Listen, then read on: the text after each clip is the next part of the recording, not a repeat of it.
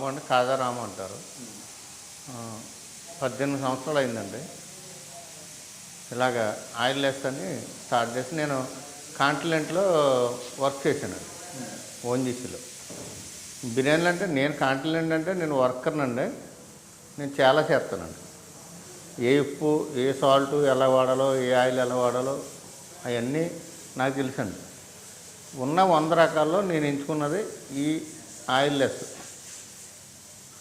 బిర్యానీని స్టార్ట్ చేశానండి. అందరూ నన్ను ఆదరించారు.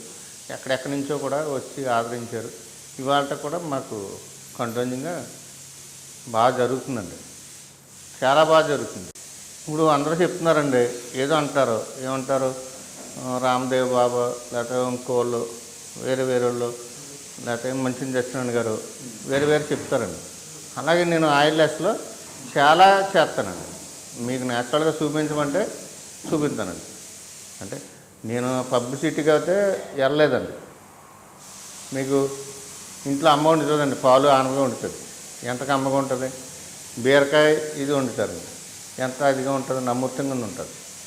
అలాగే ప్రతిదీ మనకి ప్రతిరోజు కూడా అండి ప్రతి ఇష్టమైంది ఇదివరకులాగా అమ్మ వంట ఎవరో తినట్లేదండి.